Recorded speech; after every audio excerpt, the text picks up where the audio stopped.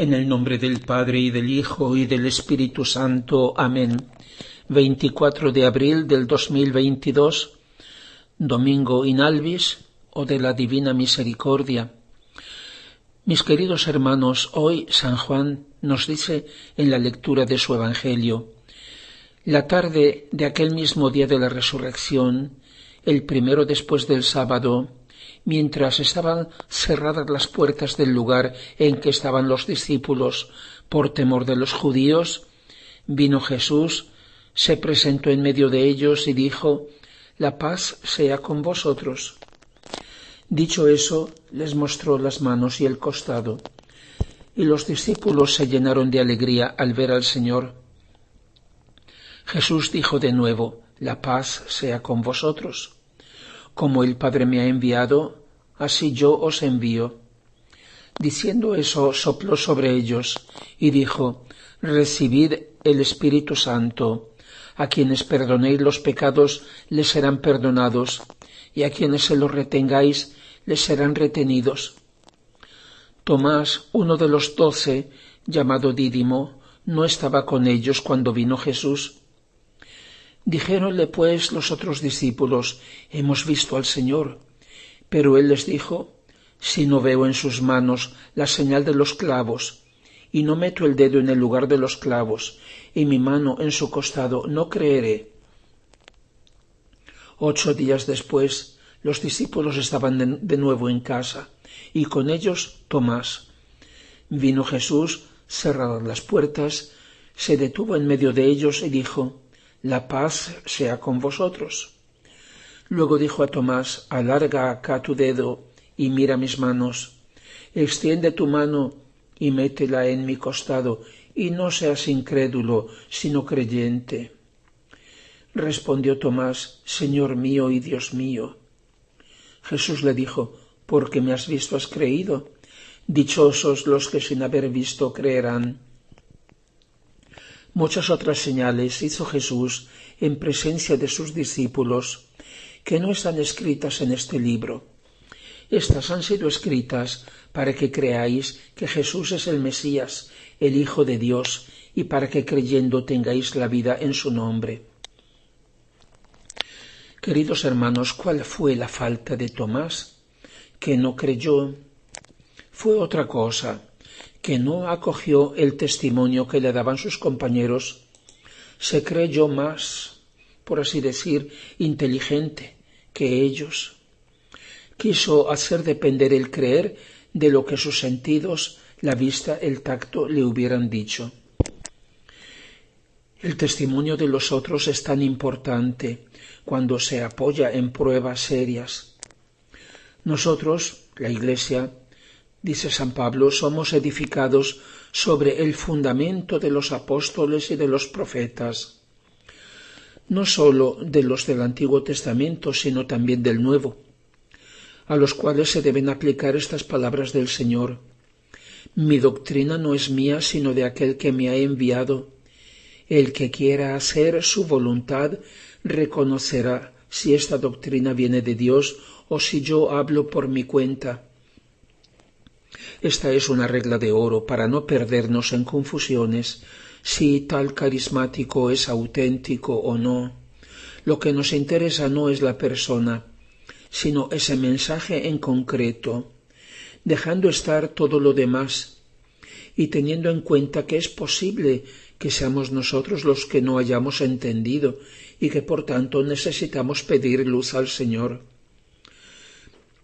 Si estamos aquí, si tenemos la fe, no es porque nosotros hayamos visto nada de extraordinario, supongo. La mayor parte de nosotros no ha tenido una aparición del Señor o de la Santísima Virgen, y sin embargo nuestra vida cristiana está fundada sobre el testimonio de la Iglesia, de tantos que nos han precedido. La Iglesia, la que tiene 20 siglos, la de todos los santos y de todos los papas, no del último, sino de todos. La Iglesia de todos los concilios, la Iglesia que ha recibido luz del Señor de un modo siempre creciente desde el primer momento, y que así con esta continuidad nos asegura que su testimonio es coherente y conserva y transmite la verdad inmutable del Señor, el único Maestro. Es decir, que su libro, el Evangelio, no cambia. La Biblia no cambia, no es sí y no. Está completa. La revelación está completa, pero no ha terminado ni acabará jamás, porque es infinita, porque de siglo en siglo el Señor da siempre nueva luz a través de los santos, de los místicos, de los profetas. Pasarán el cielo y la tierra, pero mis palabras no pasarán, ha dicho el Señor. Pasarán los hombres de la Iglesia y sus teólogos, pero las palabras del Señor no pasarán. Es tan importante esto. Hace falta un mínimo de buena voluntad y también de humildad para aceptar lo que se nos presenta como testimonio, tantas veces heroico, de otros, de los testigos. Es el significado de la palabra griega mártir, o sea, testigo. Tantos, en primer lugar los mismos apóstoles, han dado la vida como prueba de su testimonio. Como dice San Juan, lo que nosotros hemos oído, lo que hemos visto con nuestros ojos, lo que hemos contemplado y lo que nuestras manos han tocado, o sea, el verbo de la vida, ya que la vida se ha hecho visible, la hemos visto y de esto damos testimonio y os anunciamos la vida eterna que estaba en el Padre y se ha hecho visible para nosotros. Lo que hemos visto y oído os lo anunciamos también a vosotros, para que también vosotros estéis en comunión con nosotros. Nuestra comunión es con el Padre y con su Hijo Jesucristo. Así que la falta de Tomás fue falta de comunión con la Iglesia. Él se creyó que sabía más que la Iglesia. Nosotros no podemos ponernos por encima de la Iglesia, que, como dice San Pablo, es columna y fundamento de la verdad. Ninguno de nosotros puede creerse por encima de la Iglesia.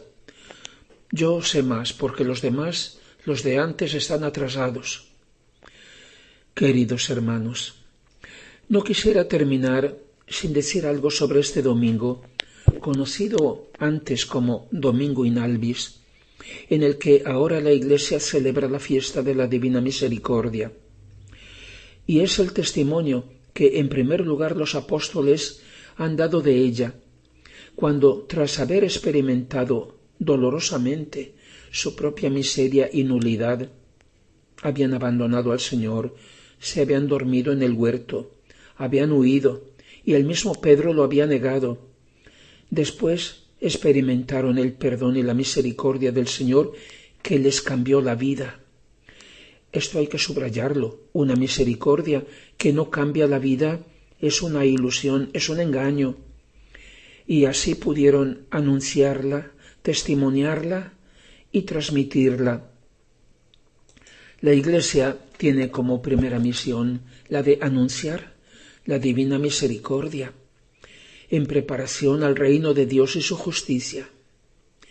Y no es casual que el Señor haya querido que el 23 de abril de 1865 naciera aquella que Él ha llamado la pequeña hija de la divina voluntad, la actualmente sierva de Dios Luisa Picarreta.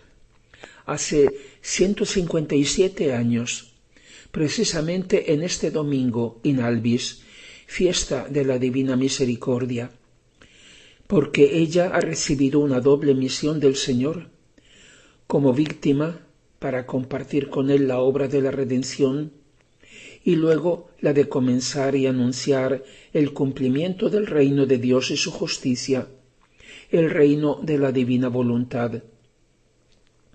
Hoy hace 157 años nació la pequeña hija de la divina voluntad, de cuyo testimonio a la Iglesia el Señor ha querido que dependa el cumplimiento del reino de Dios y su justicia o santidad. Gloria al Padre y al Hijo y al Espíritu Santo, como era en el principio, ahora y siempre, y por los siglos de los siglos. Amén.